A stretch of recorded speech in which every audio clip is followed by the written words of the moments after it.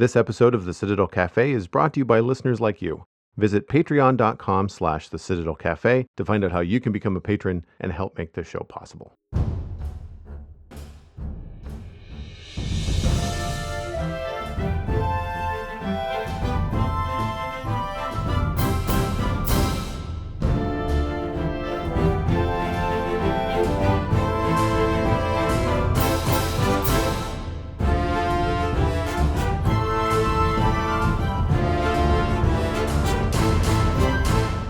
This is the Citadel Cafe, episode number 507, recorded on Wednesday, July 22nd, 2026. My name is Joel Duggan, and the Citadel Cafe is where my friends and I hang out to talk about the geeky stuff that we're into. The podcast is available on all major podcasting platforms, including YouTube. If you're enjoying the show, please consider subscribing wherever you're listening.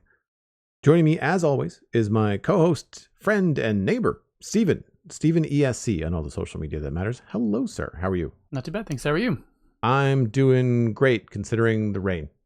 It's been sideways today. And given there are other parts of the country that are on fire, I am going to say that we're grateful for the rain that has probably done a number of fires in this province, at least a favor. I'm not sure if they're out, but they're probably a lot more damp than they were a day or so ago. I hope the rest of the country can get some rain because, man, it sounds pretty terrible. Agreed. So it's been a month since we've had a chat. I mean, well, I guess you and I were out for beer there on Friday, but in terms of the real geeky chat, we haven't had a chance to sit down. So what's new in your nerdy life? I recently bought a Kobo. And I guess for those who don't know what a Kobo is, it's sort of the, I was going to say, Canadian equivalent of an Amazon Kindle. It's an e-reader, but in Canada, basically the big national book chain is called Indigo, and their ebook deal is with it's Kobo. So I can it's kind of funny. I've been wanting one for a while, and anytime we went to the Chapters/Indigo store, I kept looking at them going, oh man, I really wish I could get one of those. Oh, it'd be so cool. Oh, I'd love to be able to read on the bus like other people I see. But like, I think you and I were chatting about it a bit. I don't really have any desire to lug a big book in my backpack back and forth, and the idea of potentially sort of dog earing or bending the book in my backpack really bothers me too. But that one time we went, my wife goes, don't you have any money saved up or anything? And I just, no, I don't. Wait a second, I still have money from my birthday last year that I could use towards this, and I had $172. I just wasn't sure what to do with, and it's just sitting in my bank account. And the Kobo was on sale, came to $180. So essentially the entire thing was just a belated happy birthday gift to myself from everyone. So it was pretty sweet. That's really cool. I've not spent much time on an e-reader. When I first got my iPhone, I want to say when I had an iPhone 5, which had just like a slightly larger screen, I downloaded maybe it was the Kindle app, I want to say. And I do remember reading on that, which is not the same as like an e-reader because you have to have the backlight on. There was like some night vision stuff where it was like a sepia tone and it was easier on your eyes and stuff like that. But I didn't find it to be similar to reading a book on paper, which was fine, but I didn't really get into it. And I mean, obviously, a Kindle and a Kobo they're closer to the size of an iPad mini, right? They're like the size of a paperback, right? It's funny because I do wish they were ever so slightly larger. I wish they were big enough so that you could almost have a regular page of small novel text on it, but it's a bit smaller than that. And I guess especially with my age creeping up there, I've made had to make the text a little bit larger. I can read it smaller, but just being honest with myself, it's just easier putting the size up one or two stops. So I wish it were slightly larger, but I can actually fit it in the back pocket of my jeans right now. So if I wouldn't want it too much larger. One of the main reasons I wanted to get it is because you can also connect it to your library, or to where I'm sure most places can, just because I doubt they do it just for Halifax, Nova Scotia. But essentially, it connects to the library, and I have a bunch of books on hold there. So it's just, I've got, I think, probably more than a dozen now, so that as I finish them, I'll just be able to keep going through. So it's I'm very pleased to have got one. And it's funny because I've wanted one for a while, but I don't necessarily want to buy an ebook. which sounds weird, I know, but if I want to have a book, if I want to buy something, I'll probably buy the physical one so that I have that copy and can look at it whenever I want. Don't need to fully charge a device to look at it if it's a book that is going to be one of those dear ones you hang on to. Unless you run into a situation where the book, I've seen some where the book goes on sale for $2, or if it's not available at the library, or if the physical copy doesn't exist, if the physical copy is not available in chapters, then I would probably buy it. But for the most part, it's just for reading library books. So far, so good. I'd imagine there's some sort of licensing attached to it too, right? Like they can only loan out so many books at a time of a certain copy of a novel. Yeah. And that's the other thing about the ebook. Like even if you own it, do you own it or do you own a license to read it? Similar to how the video game industry is going right now, which is much to the anger of a lot of people. Yeah. Even when you buy a game, like you haven't really bought the game, you've bought a license to play the game, and then you have to like still be connected to the internet. A lot of times the games, if they're multiplayer at all or involve any kind of online thing, then there's usually a connection required. But even something single player that doesn't require the internet to connect, they still require an internet connection to authenticate the license, which I find troubling. Garbage? Yeah. I mean, the games that I play are mostly online. Like, you know, Minecraft for us is a server. So like without an internet connection, I can't connect to the server. I can play Minecraft on a different world on my own, but I don't do that. I'm always connected to stuff online. But yeah, but like you could, like if you just felt like, you know what, I really don't feel like being on the internet today. I just want to fire up a machine, make a coffee, and just have fun. You could totally do that. Whereas all this subscription garbage just is making me cranky. I've got subscription fatigue. I've been going over and over my communications budget, and that's kind of from a business perspective. That's how I lump everything from like my cell phone bill to my internet bill to my subscription services like Netflix and Apple and all that stuff. And then you end up justifying all of them. The only one that I could probably cancel, and even then I'd have to talk to my parents about it, is Netflix. Right. And that's because it's the reverse, you know, like all the kids that go off to college and they get their parents to pay for Netflix or something like that so they can access it. It's the reverse. I'm paying for Netflix, and then I have a family account extension for my parents. So like for them, it's like an extra $9 to like piggyback on my account, so they don't have to have their own bill. And Netflix allows you to have, I think, 2 of those, and you're allowed to be at a different IP address. So it's meant for families that then like live apart, or like in-laws that might have like an in-law suite and they would have like a different address or a different IP address or whatever, right? Anyway, so my mom and my stepdad are on Netflix, and if I cancel it, I don't think they get to continue to pay $9 and get Netflix. I think they would basically be out. And it's fine. Like they said, it's my parents, and so my mom is like this, and it's very sweet. But she sends me the $9 once a month because she wants to. Of course, she wants to pay for it, which is great. Yeah, my mom would do exactly. They're seniors; they're on a fixed income. Like it makes sense. And I can claim, because I watch so much, including stuff for this episode. We're going to be talking about Avatar: The Last Airbender later on today. I watch stuff on Netflix, so it's part of what I do professionally, so I can claim it as a business expense. Now I get the perk of watching it on my own sometimes for just fun, but honestly, I can't remember the last time I watched something on Netflix with zero intention of talking about it on the show. Right. Because usually the things I select there are so specific, because I don't find there's a lot that I watch there. It's the same with Disney Plus. I come and go from Disney Plus as things are released. You know, we had. I just canceled that, actually. Yeah, Mall and one other thing. I can't remember what was out that I was on there watching, but I watched them and then I canceled it.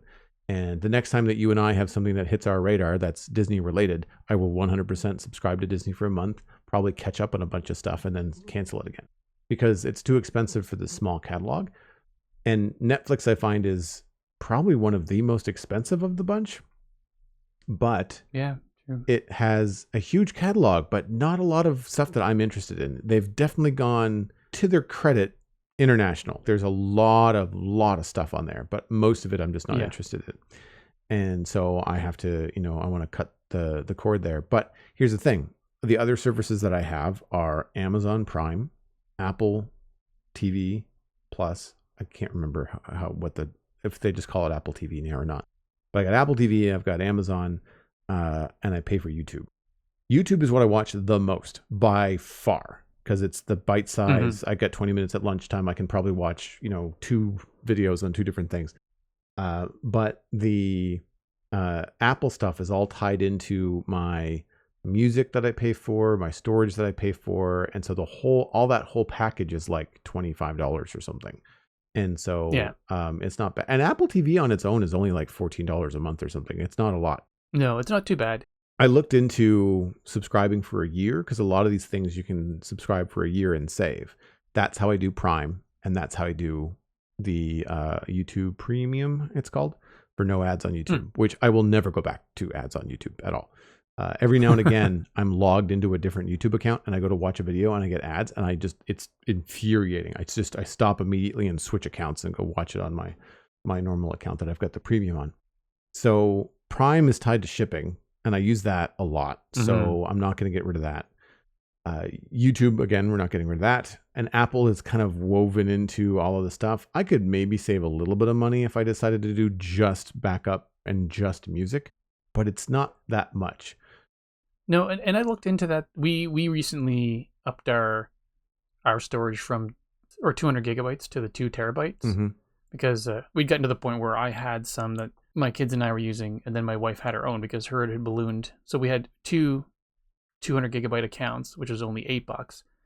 But then she exceeded that, and then going to the next tier up for just her didn't make any sense. So either way, I guess the point of that is I looked at like what kind of money I could save by maybe dropping Apple Arcade and then just reducing the number of services. But the fewer items you have packaged together, the less money per month you save on all the things. So it actually didn't make it any better to step down a tier, which was unfortunate. But either way, yeah, like you said, all woven in. So it's Apple TV is with me whether I want to drop it or not, because it just makes sense. And they have like the shows that they have on there they may not all be my cup of tea, but they're all quality, Yeah, I was looking into paying for Apple and Paramount yearly, but I can't do that within the Apple TV app. So there is a possibility, because Paramount is the one that I was forgetting. I knew I was forgetting one of them. Paramount is one that you can subscribe to yearly and save, but you'd have to do it with like the Paramount app, like separately from Apple. Oh, okay. And do you have that Paramount one? I do, but I have Paramount added under Apple TV as like an add-on channel. Oh. Because that's where all the Star Trek stuff was. Right. And there was something else that all the Yellowstone stuff that not just myself, but my family was into. And so one of the nice things about Apple TV is that you can have everybody in the family on the same Apple TV. So like my sister, my mom, I don't think they even know how to use it at my mom's place, and then dad, they like all 3 households are they're just added under family, and they can watch whatever they want. They can't listen to music. Music is the big cutoff, but they can watch whatever they want for no extra charge. Netflix charges $9 per add-on, but Apple TV is like, nope, just if they're part of your family, then as long as they're not listening to music, then you're good. And so that's great. Every time I think to cancel Apple TV, I was like, well, it's not just me. And Paramount has a lot of like those crime drama shows like NCIS and like all the CBS crime shows. And so that's what the old folks watch.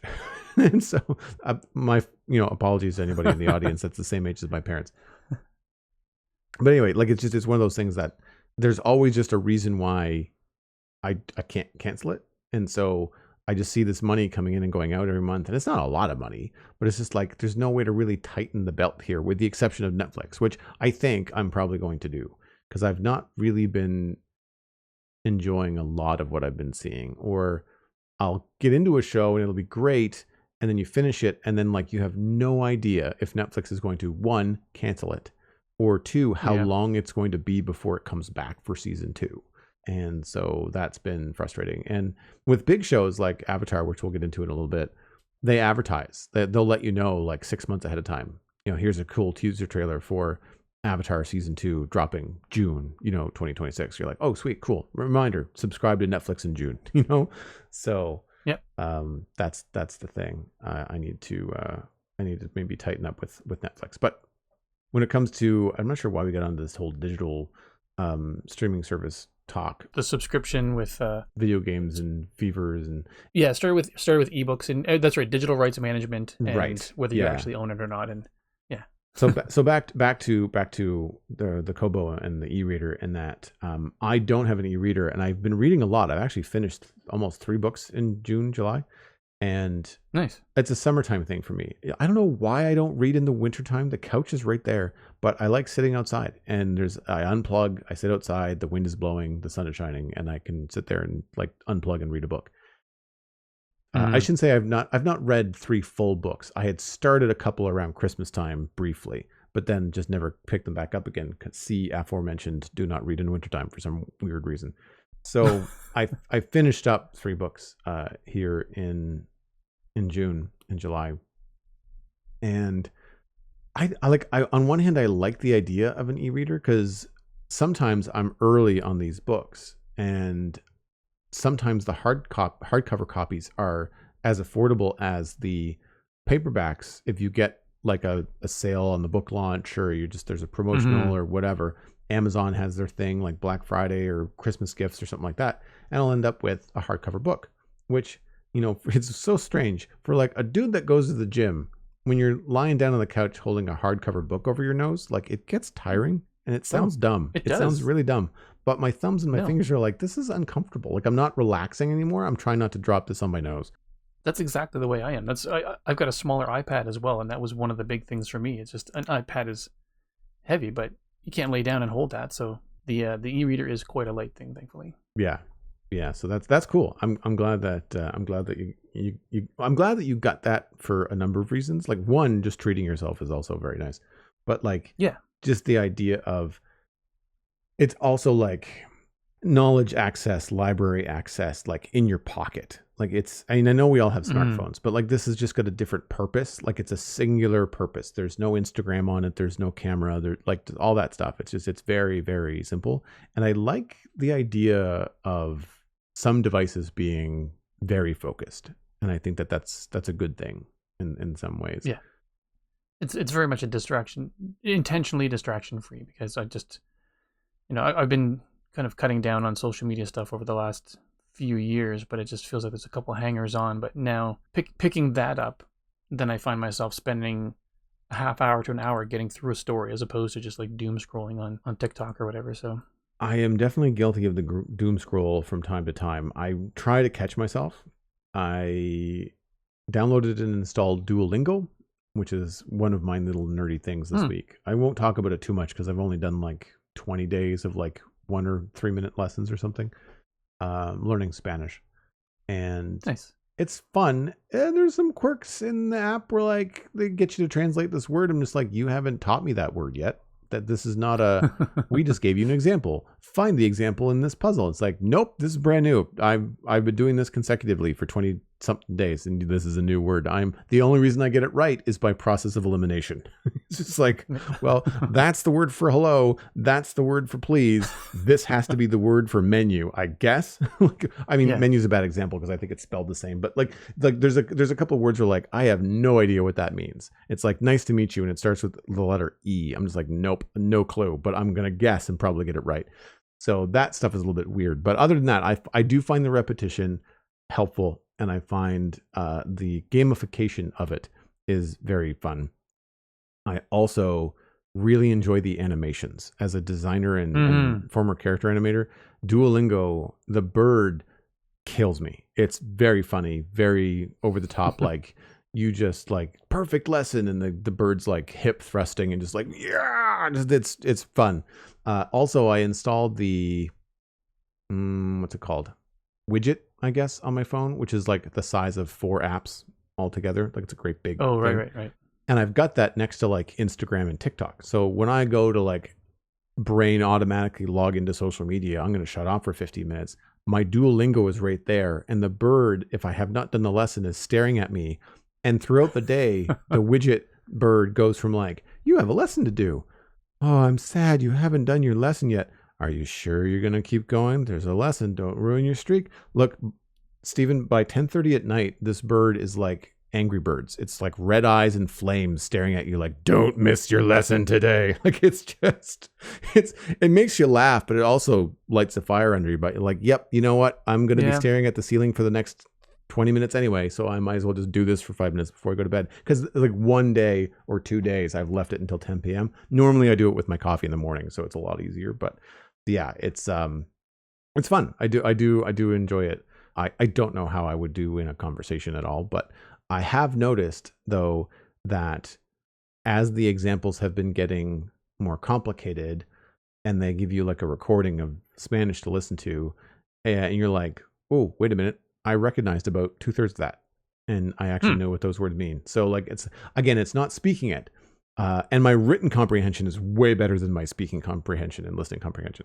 Oh yeah, but it's getting there. So we'll see. We'll have to see how it goes. I'd like to try to keep it up because I've always wanted to have that second language, and I never stuck with French in school not because French wasn't fun. It was because school teaching French was not fun. It wasn't. No. Something that was great in school. That's another one of those things though with the subscription. The ads I've done probably gone to and gone away from Duolingo probably a half dozen times over the years. And if it were half the price per month that it is, I might consider subscribing to it, but it just feels to take ads out. It's incredibly expensive, and it's another one of those subscription things where it's like, yeah, I'd almost rather pay for something that's teaching me a thing, but I find that one hard to justify too. Yeah, what's the price on it? I haven't looked. Once upon a time, I thought it was $7.99 or $8.99 a month, and I'm like, you know what? That's too much. It's a lot, unless you're really serious about it, or if you like are in another country and you have to learn quickly. I think it's cheaper annually, and I was talking with our friend Craig, and he said that go on the family plan, but just bring in friends. Like find a few friends that will go in on it with you, and just do the 1 year family plan, and you end up saving quite a bit per person. So that's good. That's good to know. I don't have enough people that I know wanting to learn Spanish. So and I actually don't mind the ads. Well, it wouldn't be just for the one language, right? It would be for you can learn whatever you want. I think it's you get the ad-free account, and then you learn whatever you want. The idea, I think, is that you also have like a leaderboard. So like once you're in like a group together, then you can see everybody's score. Oh, right. I don't really have a problem with the ads. It's the same ad. It's just like they're just advertising themselves, which is better than them advertising something that's completely unrelated. Like, so the app called Lose It is what I use to calorie track and just track macros as best I can, because I can't track macros without the paid version. But the ads that they throw at me in that are awful. They're full screen. They take forever. They happen in the middle of trying to log a meet. Like they do it so often to me using the app and annoy me so much that I am just in spite refusing to spend the one-time fee of $12.99 to go ad-free forever. I use the app every single day, and I just, out of pure spite, because they really treat you like a garbage user until you go ad free. Like, it's just, yeah, there's probably other apps out there that I could try to find that are better at the free level than Lose It, but I've been embedded in it now for a year or two, and so it's got all this data, and I can't be bothered to try and transfer that to another app. They've got you. Well, you have your familiar foods, right? You've got your Friday night pizza. Like, I don't have to enter in all of those ingredients anymore. Like, I just hit Joel's Pizza, boop, ate half, boop, like, and it just knows everything. So that stuff is fine. The problem is, like, between the first boop and the second boop, they show you an ad, and you're like, I was supposed to log into this app for 30 seconds, and now I've been here. Anyway, so what I do in the morning is I log in, let it run an ad, and I just kind of put the phone down and then go do something else and like let it run an ad, and then it's kind of ad free for a little while. So like you just kind of have to learn how to cope with it. But yeah, the in your face ad stuff, it's such a bad idea. Well, speaking of in your face, I sent you a link a couple nights ago. We have watched the first trailer for Avengers Doomsday. It's not just a teaser. Mm-hmm. It's not just a voiceover with some fancy background stuff that's hard to make out. There's lots of scenes with lots of characters, lots of favorites in this. I think that we both agreed that it was a solid mood trailer because there's not a lot of content. There's not a lot of story there. They are keeping that pretty close to the chest as far as what it's going to be about, other than like the dead giveaway in the title is that it's about Doctor Doom, is apparently the big bad.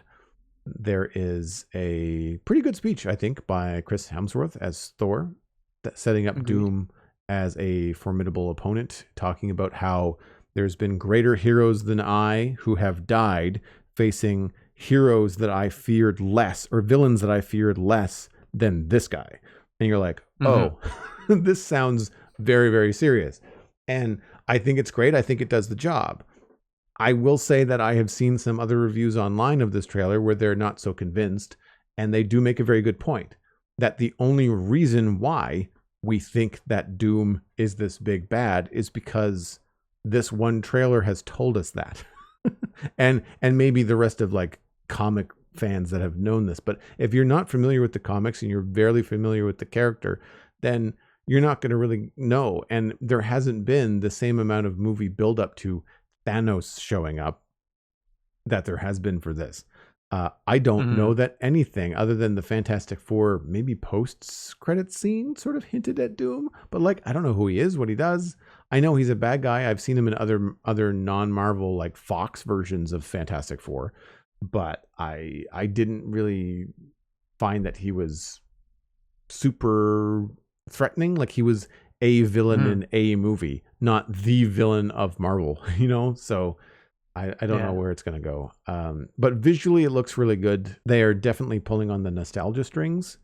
And you know what? I'm kind of here for it. I feel like one of the things that Marvel has dropped the ball on the last couple of outings has been the feeling of, I don't want to say that I want to know what I'm expecting going into a Marvel movie, but a lot of the Marvel films have a familiar feeling with a unfamiliar wrapper, if that makes any sense. Black Panther felt like Marvel, but felt completely brand new. Right. Shang-Chi felt like Marvel, but felt completely brand new, right? Yeah. I feel like Thunderbirds? Was that the name of the latest one? Thunderbolts. Sorry. See? Exactly. So memorable, I don't remember the name. That did not feel like a Marvel movie. It just felt like a Marvel related outing. Like it wasn't nearly what it should have been. And I find that I'm struggling to think about like, well, what have we learned in the last Marvel series of things, whether it was a TV series on Disney Plus, a movie that we went to go see, like what have we learned about Doom and Doomsday and this thing that's coming? And the answer is absolutely nothing. Nothing. So yeah, I'm hoping it's going to be good, but we'll see. I'm with you that I don't really know much about Doctor Doom either. Although there's a couple of people like online things that I've read or little video clips that I saw where people were excited that Doom was coming because he's supposed to be super powerful. But I honestly just don't know that much. The only inkling of his power that I have, at least in this universe anyway, is that in the trailer, Thor blazing full lightning with Stormbreaker comes swinging in and swings Stormbreaker right at him, and he just catches the blade in his hand without breaking a sweat or flinching or anything. So that's kind of the only inkling of his ability that I've got. But it looks cool, and it's I guess spoiler on the trailer, but yeah, they have I guess it's not a huge spoiler because they had a bunch of teasers beforehand. So we knew that Steve Rogers was coming back for a while now, but Thor saying we need a miracle and then having the little scene at the end where Steve Rogers is able to beckon Mjolnir again was pretty great. So looking forward to it. I also like it as a test. Yeah, exactly. Yeah. Are you really Steve Rogers? Yeah. And there's other things like you kind of think, why is Thor doing that? And then you realize, wait a minute. There was a scene not 10 seconds ago with Mystique turning into Elena. So like, Thor wants to know who you are because Mystique cannot pick up the hammer. I can tell you that right now. Yeah, and the last time that he actually would have seen Steve Rogers was probably old Steve Rogers in Endgame. So, yeah.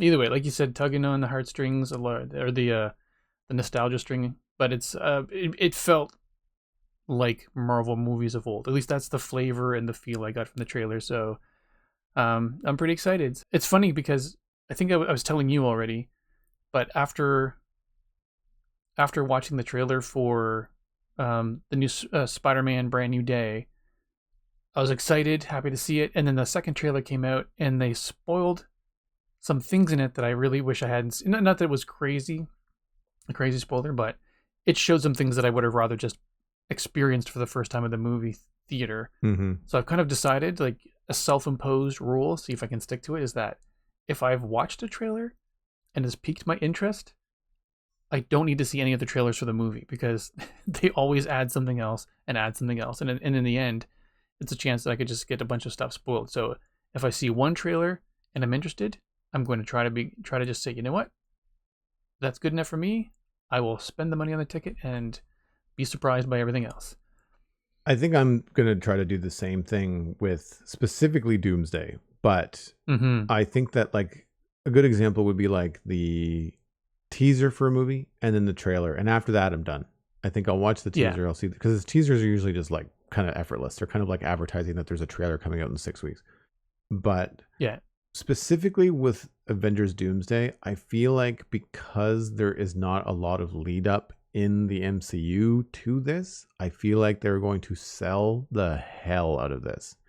And in doing so, are probably going to just put all of the things that they think will get butts in seats in the trailers and in the promotional material, in the interviews, in the behind the scenes. And I just don't want to have that experience. I kind of want to go in there and kind of see. And I want to see if Marvel still has it. Like, I'm struggling to remember the last thing that I've seen that I enjoyed that was a Marvel thing. And I want to say it was something on Disney Plus, like a TV show. But I just, again, it couldn't have been like something that knocked me out of the park because I'm not remembering what it was. No. I liked the Deadpool Wolverine well enough, but that, I don't know if that was a Marvel film or both. Like, the Deadpool stuff is like Deadpool and Spider-Man is this weird kind of other kind of area. They kind of cross over, but they're not really big tentpole films. Although we know that there's like the multiverse happening with Avengers, because that was in Fantastic Four. That was the one thing I didn't get to rewatch before I canceled Disney Plus. I really wanted to watch that again, and I did not get the time to do it. Actually, there is going to be at least some Deadpool crossover, because there's one scene that has Gambit facing off against Shang-Chi. So yeah, but so is that Deadpool crossover, or is that just multiverse crossover? Like, are they just maybe multiverse? But it was a Channing Tatum, and he's only ever been that character in the most recent Deadpool movie. So whether Deadpool crosses over, he's a character from that Deadpool universe that is coming over to the Avengers series. So yeah, I don't know. I mean, I'm curious to see how they handle the X-Men in Doomsday as well, because they've got a lot of X-Men heading into the MCU, and they're the original actors from the Fox X-Men. You know, you've got Sir Patrick Stewart, Sir Ian McKellen, James Marsden is Cyclops, and Rebecca Romaine is Mystique. And is she? I was actually meaning to look that up on IMDb, because they don't really show her. Yeah, she's blue, and then she changes into like Yelena, and you don't really get to see her. But the thing is, like, she's in like the comic accurate costume. So is Cyclops. So is Marsden. I mean, he doesn't have the yellow undies on, but that's fine. I'm okay with that. Not everything from comics needs to translate, but the blue and the yellow, like he's got like the yellow shoulder straps and like all that stuff. Like it's very cool looking, and I'm glad they're going that way. And let's be honest, those yellow undies would get dirty. Like, first time out, just falling once, it'd be. Yeah, I mean, like I think they could have done without the Superman trunks in James Gunn's Superman 2. I think it would have worked fine. I don't think you necessarily need them. But anyway.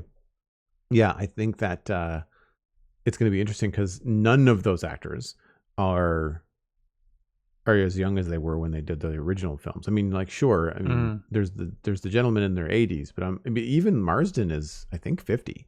Like, it's not that that's old, but if you're making your debut in the MCU, how many movies are you doing? How long is that taking?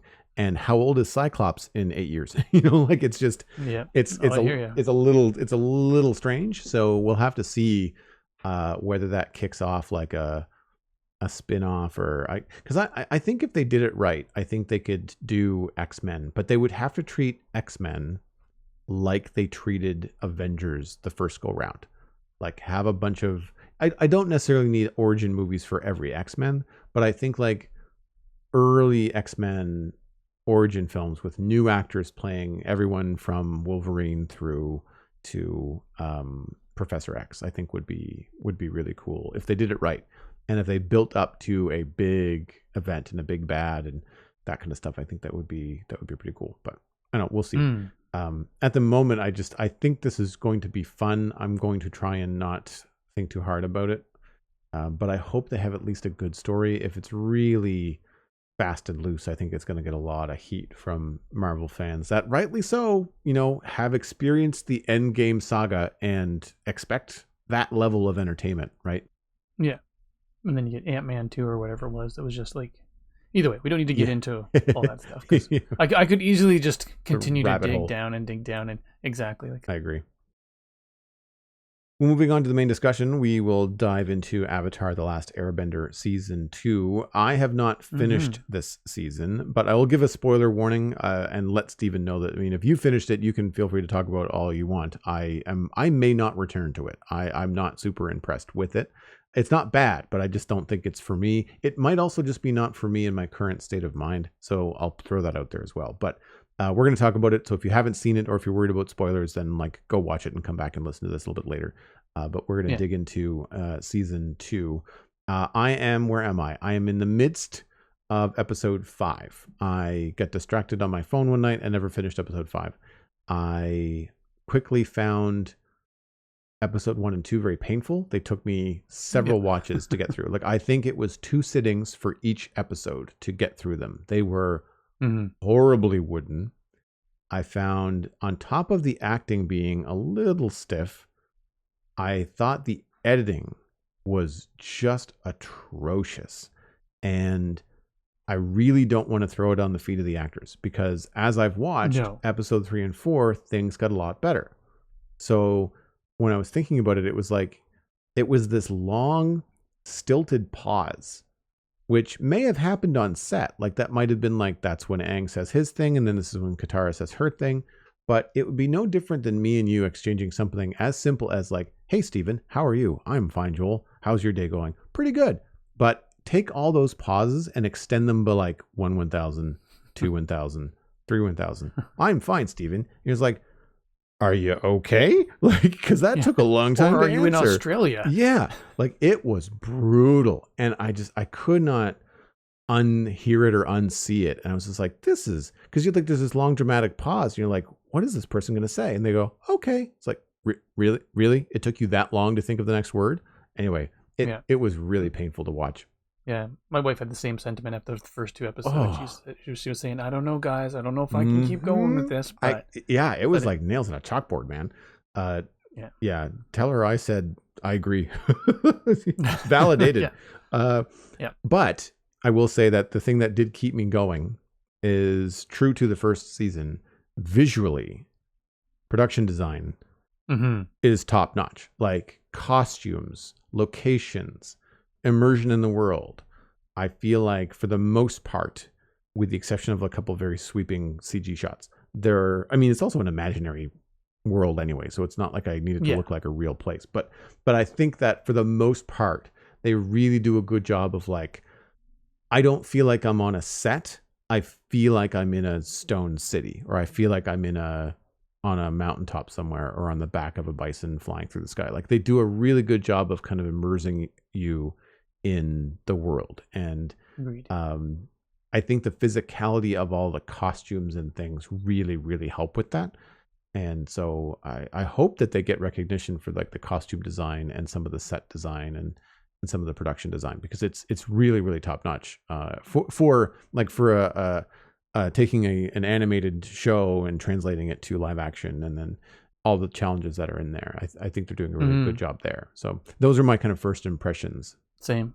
Yeah. And I feel along the same lines, the special effects are pretty amazing too. So I feel I wasn't sure how In season 1, there was bending, and there was a decent amount of it, but I felt like in season 2, there were a couple of action sequences where they were like throwing bending at each other, and I had to go back and watch it again because it happened so quickly, and so I'm not sure if ferociously was the right word, but it was just, firebending was just slinging fire, and Katara was just whipping the water around. I went, oh my goodness, let's go back and see that again, because it felt really well done. And the guy who plays Zuko, I don't know if he does his own stunts, but it really looked like it, and he had some pretty impressive sequences there. So the just the CGI and the bending, I was really impressed by that as well.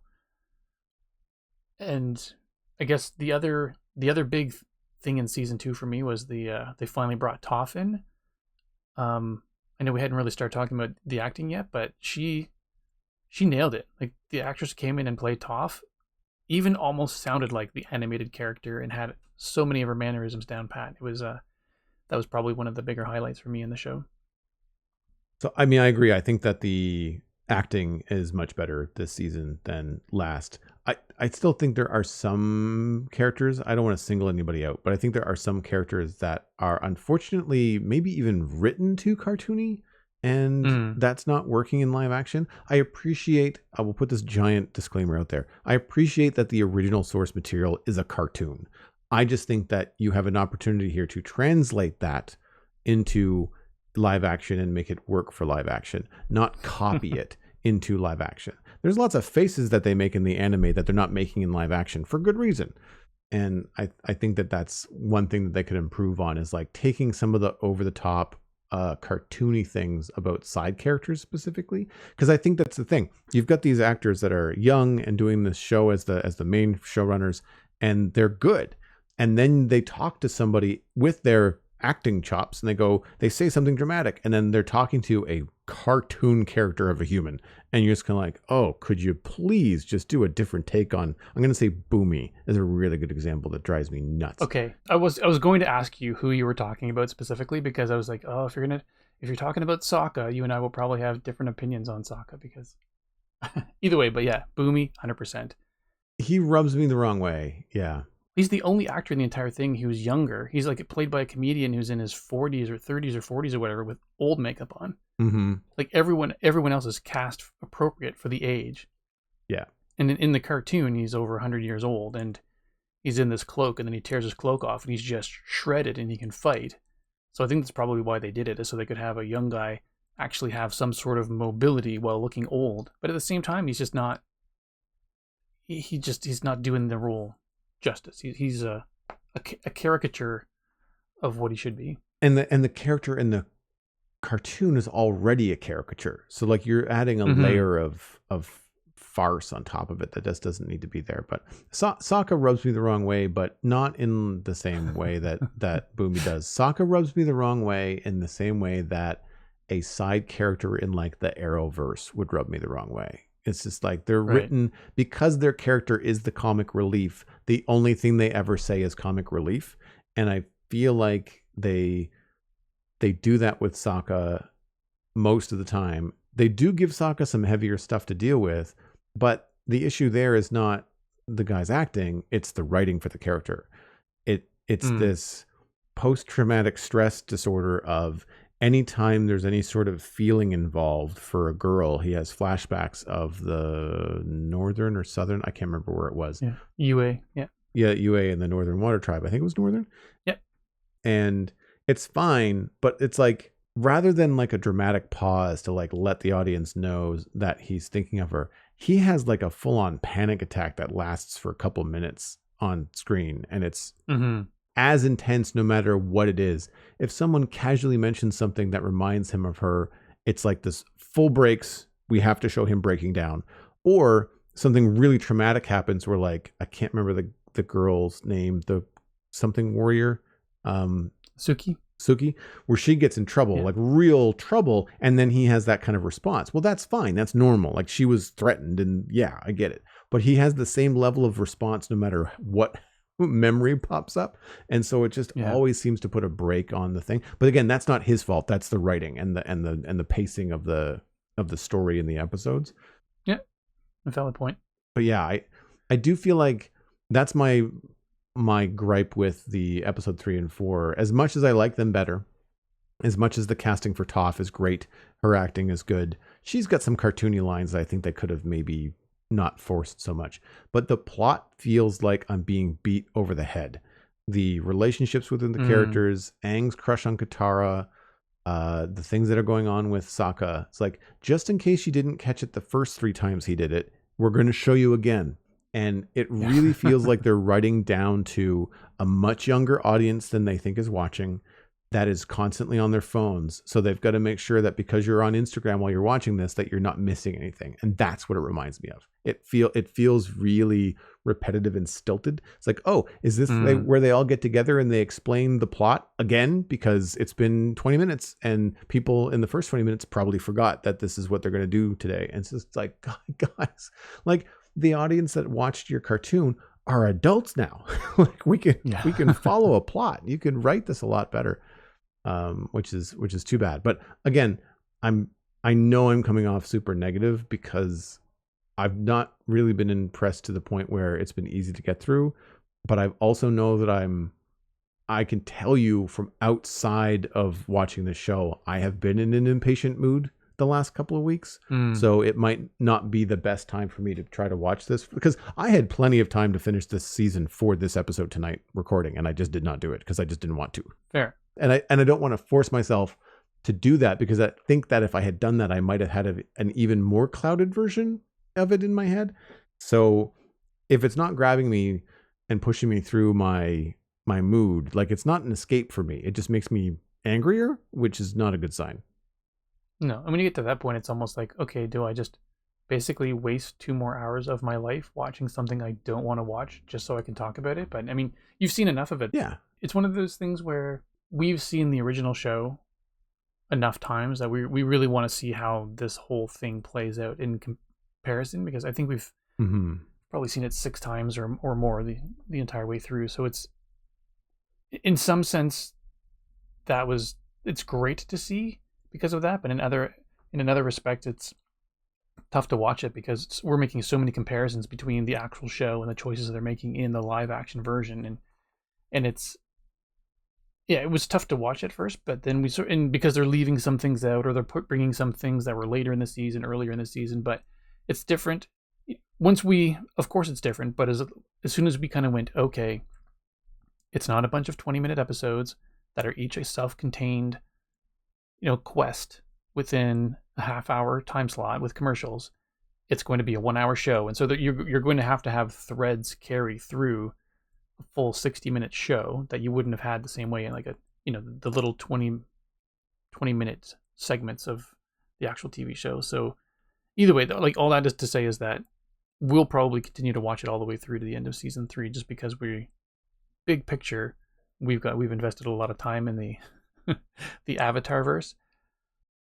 I want to like it. I think that's the thing that's maybe going to bring me back. And maybe some night where I can't sleep, I'll just decide to throw it on and remind myself that Netflix is something I can access, like on a phone or an iPad. Like, maybe I'll be somewhere where I just need to kill some time or something. But because there are some moments that really catch me. I don't remember what episode this was in, but forgive me. I feel like it was episode 4. But I want to kind of wrap up the conversation on a positive for me, which is Paul Sun-Hyung Lee as Iroh is really, really good. And the writing for him is better than some of the writing for other characters in the show right now. And he's going through, I think, memories of the last time he was in Ba Sing Se. And I think he was like basically sacking the city and doing a lot of evil things under the Fire Nation banner. And now that he's there as a refugee, concealing his identity, he's having all these flashbacks, but they're not doing it in the same way that they're doing it with Sokka. Like, Sokka, they kind of really show you literally what he's thinking of. They might even have like a voice in his head sort of show you what he's thinking of. Whereas with Iroh, they're just holding the camera on Iroh and they're leaving it up to Lee to like emote and just like, oh, he's remembering something really painful right now. He's staring at a tree in office space, or he's witnessing a person doing a protest, and showing the names on the wall was really poignant to me when they did the earth bending and all the stones came out, the names. and it was the names of people that had died. And then the guards come and they wipe it all clean. And he just was left staring at the empty wall as if he could still see all the names. And like, there's stuff like that, and they don't tell you that. He doesn't then turn to someone and say like, it's as if I can still see the names. Like, he doesn't say that, which is like, I kind of like, I was sitting there, like, you almost sit there going like, hoping like, don't say anything. Just like, keep on doing what you're doing and don't say out loud what you're feeling, because you're an actor. Like, you're allowed to just do it. He's really good. I really enjoy him. And if you have a chance, now that you've finished the season, or for anybody else that's out there finishing the season, try to find as many interviews as you can with Paul Sung-Hyung Lee talking about this and talking about Grogu. He's so tickled to be in these franchises because he's such a nerd. And nice. Yeah. Also Korean Canadian, like, just really, really cool guy. I really like listening to him talk about the art and talk about what he does. And he's just so grateful and humble and excited about what he's doing right now. He's really fun to just see in an interview. It's just a pleasure to kick back and watch him talk about his craft. It's really, really cool.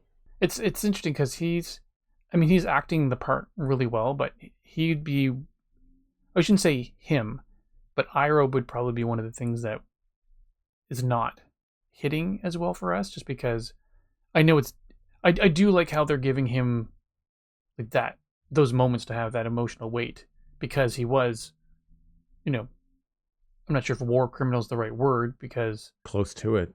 I'm not sure what their laws of war are, but yeah, he might as well have been. And then in comparison to, and how everyone reacts to loss is different, but Sokka knew this young woman he fell in love with for like a day or two or whatever it was, and then she was gone.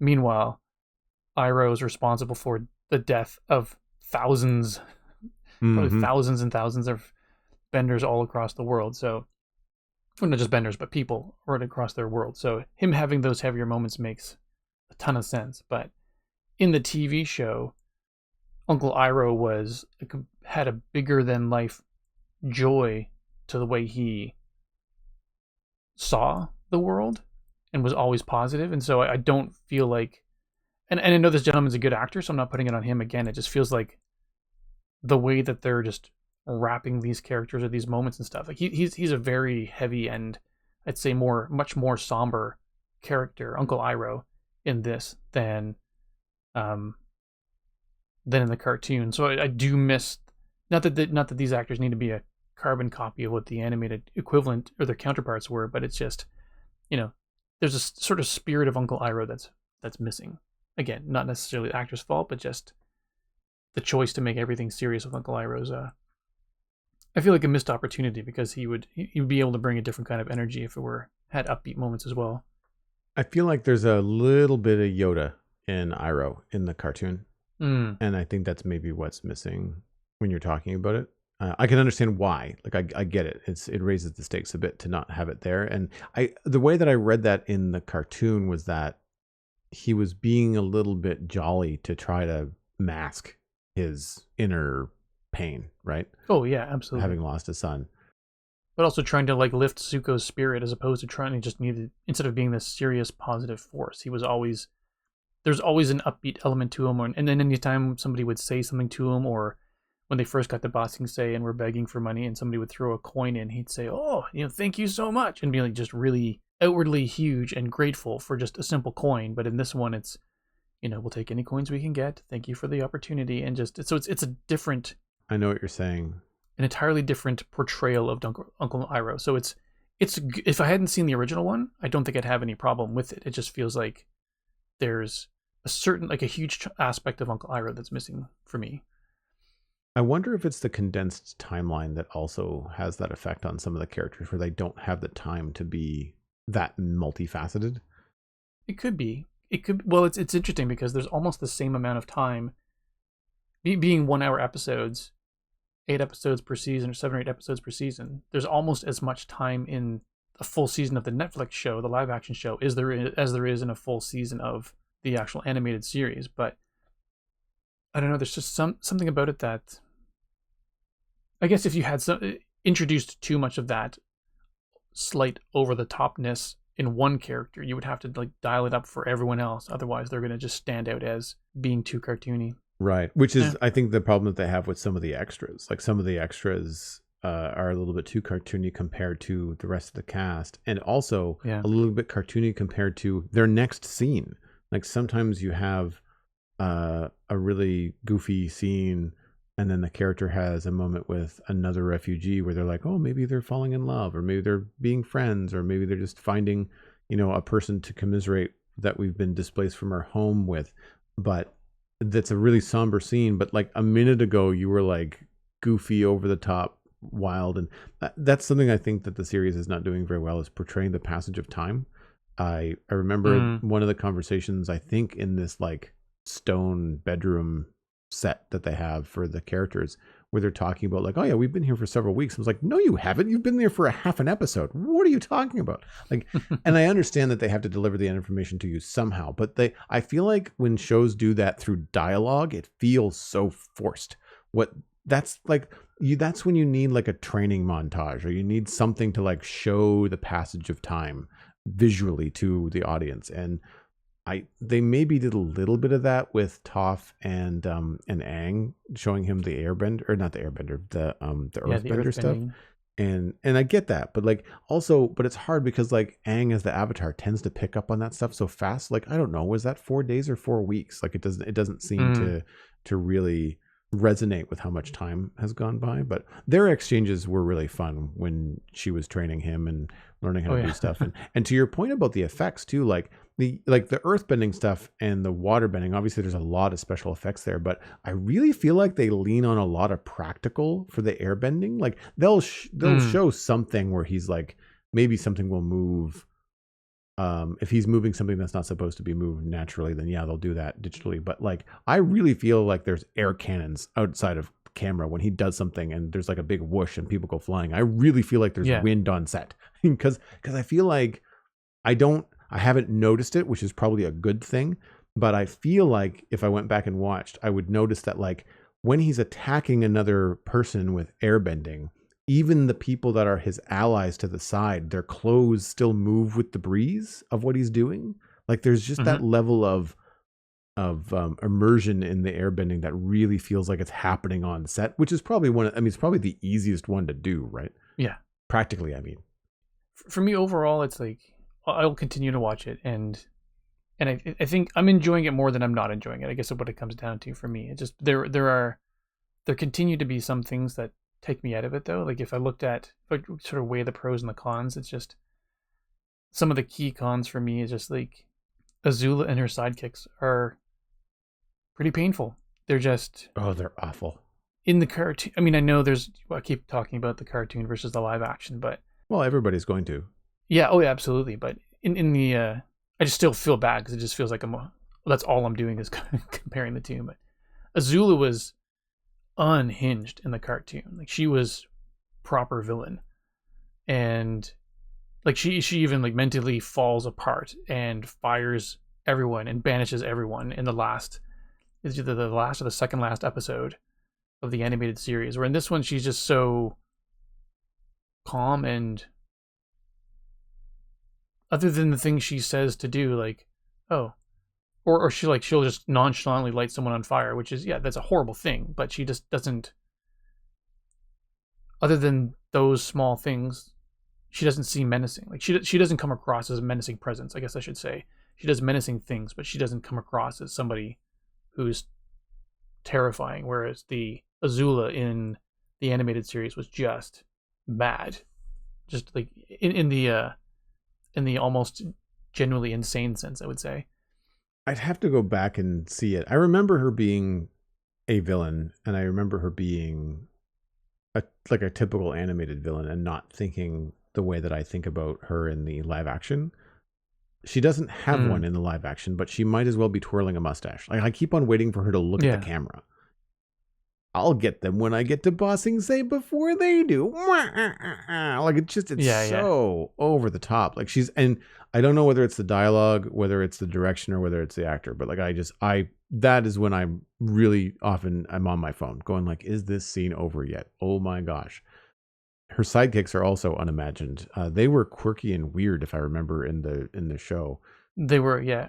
The one that does I can't remember the style of martial arts it is, but she basically taps you a bunch of places and you lose your chi or you lose your bending or whatever. Yeah. May, is that May? That's Ty Lee. May is the board one. Right. May, and they're different archetypes in terms of the way that they look in the live action versus the way that they look in the cartoon, because Ty Lee in the cartoon was like super pink and really bubbly and like had a big eyes and looked really young, and then like May in the cartoon was like this tall goth chick, if I remember correctly. Exactly, or close to it. Who always seemed bored by everything, but was still awesome. Kind of like, I can't remember the character, but she's the tall redhead one from K-pop Demon Hunters. Yes. You know what I mean? She's the long face. Yeah. And it's funny because I probably would have had her name just on the tip of your tongue. Yeah. Famous last words. Wish we had IMDb open for that particular show that we just remembered to talk about now, right? It's like, yeah, I have all the windows open for the other shows, but not that one. I remember the archetypes, and I think Ty Lee is pretty good. May is uninspired. She of the three, she's my favorite. Yeah, in the animated show, May was bored, but amazing. In this one, I'm not sure if it's just actors' choices or directors' choices, but she's just boring. Like I don't care about any of the scenes she's in. She doesn't do anything. It's the kind of thing that really only works in cartoons. And like if you put Eeyore in like a live action version, and not like an animated stuffed animal, but like if you had a character, like a human being that was supposed to be like Eeyore, you either have to go so over the top it's just like the cartoon, or write it differently. Because if you don't do that, if you're not making a caricature of that, then it's not going to sell. It's just going to be like, she just doesn't feel like it. Almost, I know that's not the case, but it feels like the actor doesn't want to be there, which is obviously not true, but it doesn't sell. Like it doesn't work. And you almost, in the same way that you just explained that Azula has to have like a level of madness, I feel like for a person to be with Azula but that bored, you have to also add like, and they're a little off. Like you have to give them like that little like head tilt, or like it has to be the kind of bored character that you'd find in like Coraline or something creepy, right? Like it has to be. I feel like an actor like Aubrey Plaza or like Jenna Ortega as Wednesday could have pulled off Ortega for sure. Like bored and menacing. Yeah, age-wise, I'd say probably Ortega would be better, but you know, just like they have that sort of bored, I don't want to be here thing nailed down pat. And it's just, again, I hate to just hang it on the actor because I've never seen her in anything else, but it's just either way uninspiring. So like those three, that trio of characters is probably my least favorite part, or my weakest link to that for me. Yeah, I agree. I'm not a big fan of Fire Lord Ozai either, and he's a good actor, but it's super cartoonish, and it doesn't feel at all like it's dialogue worthy of this caliber of casting. It's like very, very strange. But then at the same time, like when I'm in those scenes, the set decoration and the immersion of like the Fire Nation area is so cool looking. Like it's really, and of course there's all this fear. Like whenever like someone says something or he says something, they look like they're gonna pee their pants. But then like when he actually speaks, you're like, that's what you're scared of? Like you're doing a good job, but I am not scared of this man. It's really, really bizarre. He's just, I like Daniel Day-Kim, but he's just, for whatever reason, just not menacing enough as for Fire Lord Ozai. It's almost, and this is not to say that this can't be done, because I'm sure it's been done in the past, but like you almost want to have someone that's not as handsome playing the big bad guy, you know? Like you just, it's because he's a good looking dude, you know? And I feel like there's a number of like, again, no shade. I'm sure people are aware of it, but like you throw someone, you know, I'm going to use a different actor because I can't think of an actor that's the like an Asian appropriate actor for this role. But in the original Spider-Man, you don't for a minute doubt Willem Dafoe could be a bad guy, right? Yeah. Like you just look at him and go like, yep, he could be a bad guy. That's for sure. I think there's a certain level of, I also wonder if it's just like, I don't know how old Daniel Day Kim is either, but like he might not be old enough to feel that menacing. Like there's not enough, I don't know. I think he's like 50s, maybe early 60s. I Yeah, think he he's doesn't one of look those it, though. guys who just, I know, that's the thing. I think he's just one of those guys who, Yeah. like a vampire.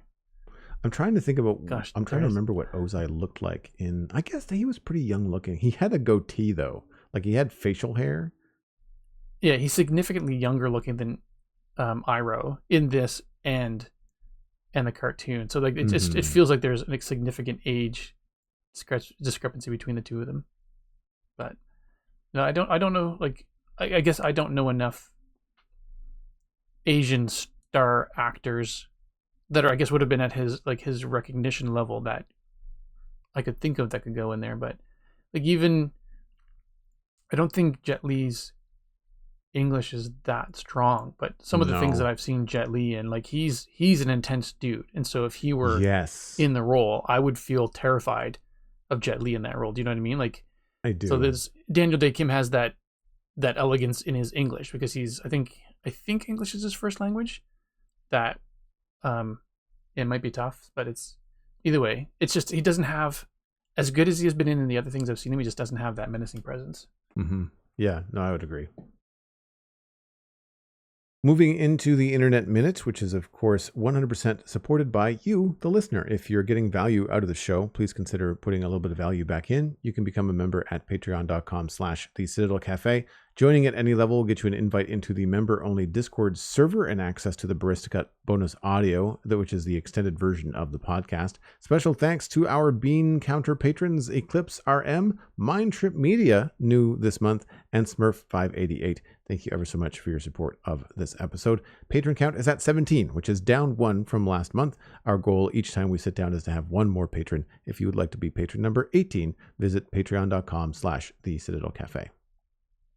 I have a quick Lego pick. It is the Hubble Space Telescope from Lego Icons. It is the NASA telescope, and I already have one, but not this one. I'll explain.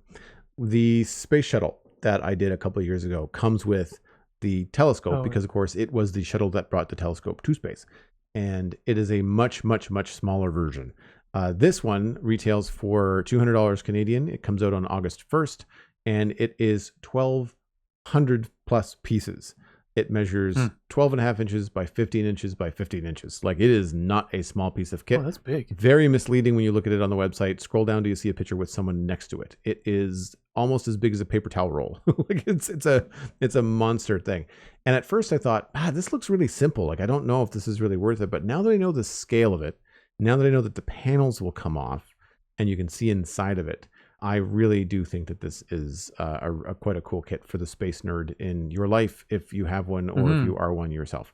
I think it looks pretty fun. I really like the scale of it, and think it just would be. It's just the right size to be like a head turning bookshelf piece, and not have it be something that's going to be like, where do I put that? It's like everybody has a bookshelf that's big enough for this. It's just a matter of whether you got room on that bookshelf. I think it looks cool. There's not a lot out right now about it just because it has not been released yet. But the blurb on lego.ca is explore one of humanity's greatest scientific achievements with the Lego Icons Hubble Space Telescope, a space decor building set for adults. Perfect as a gift idea for astronomy enthusiasts, this detailed replica captures the essence of the legendary observatory that helped reshape our understanding of the cosmos. And it goes on from there. So yeah, nice. I think it's really cool. It has a stand. So similar to like the Star Wars ships that are like on a black stand that are propped up, this is going to be propped up at an angle, kind of like how it would have been orbiting the Earth. And like I said, the panels come off. There's a lot of construction inside of it. So I'm assuming that not only with the external being so cool and technical, but I imagine the inside is also really technical as well. I do hope that similar to some of the instruction manuals that I've had from Lego Icon sets, that they have little blips in the instructions like, oh, hey, you're putting together like the mirror at the moment inside this thing. So this is and they give you a little bit of information about it, but they say like, hey, you're not just putting random blocks inside of this thing. Even though you can't see it when it's done, you're actually building like this part of the space telescope or this part of the antenna array or this part of the solar panel or whatever. And they do have, similar to the one that I have, the solar panels are plastic or fabric, things that are then connected with Lego studs and then pulled tight across a frame. And the one that I have has got something very similar. And it's a really effective way to show like this would be a very thin, very delicate piece of the telescope and not have it be like made of bricks, which is cool. Yeah, that's pretty slick. Neat. So what's your pick this week? Pick is actually a game, a video game that one of my sons introduced me to. It's a game called One Shot, which is self-described as a surreal top-down puzzle adventure game with unique gameplay capabilities. You are to guide a child through a mysterious world on a mission to restore its long-dead son. The world knows you exist. And so one of the things about this game, and I don't want to get into it too much, is that because most people who play it don't want to tell anyone else about it, because there's a lot of cool nuggets that you discover through playing the game. And if you start to talk about it too much, it's almost like you get spoiled on the charm. Right. And the reveal of the charm throughout is one of the things that everyone loves about the game. It's I forget what it is, but it's quite high rated on Steam in terms of whether people like it or not. And it's the only thing that I'll say that is slightly spoilerish, if anyone wants to look at it, is it's got there at one point early in the game, it tells you to put in a name as the person who's playing it. And I put in Steven ESC, surprise, surprise. But it's also, that name gets referenced by the characters in the game, because like in the description, it says the world knows you exist. So when a character says to you, hey, Steven ESC, I'm like, I really wish I had to just put in Steven or something else, because it sort of took my own fault, but it sort of took me out of it throughout the course of the game a little bit. But it's really fun. 8-bit style graphics, numerous puzzles to figure out, and it's one of those ultimate think out of the box type games.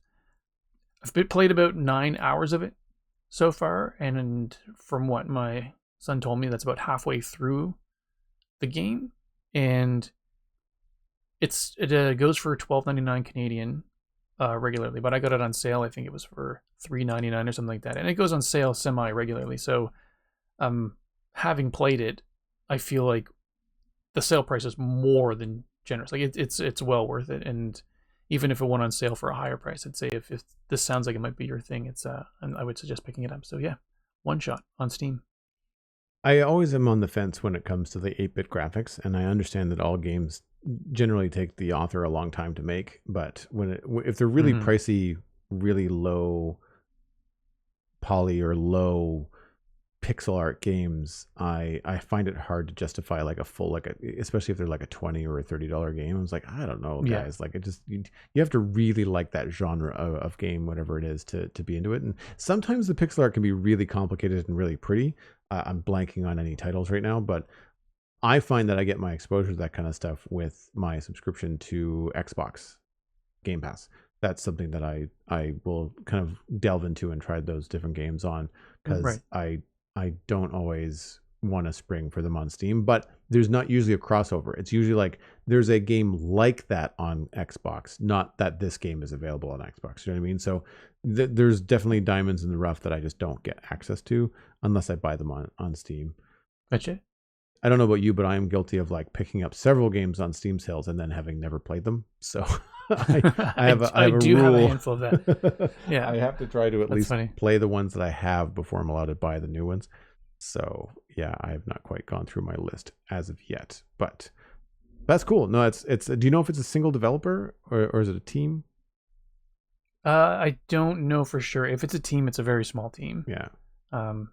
Definitely indie game, and so yeah, we're thoroughly enjoying it. Like I said, only about halfway through it, and if anyone, I guess, just is looking to buy it, there's a couple of different versions. Some of them only work on the 32-bit machines. Oh. And there's another version for the 64 bits. And so for whatever reason, I didn't know this, and I bought the 32-bit one. It seems to be running fine on my 64-bit machine. Couldn't tell you why, but in their description it says will not work. So just a little warning, if you're interested in it, pay attention to what version you're buying and what your machine can play. And regular price is $9.99 Canadian, I think. So, I mean, like, people spend that at Starbucks sometimes. I think that's reasonable, especially if it goes on sale. $12.99 Canadian. Oh, I must be looking at the US price then. Yeah.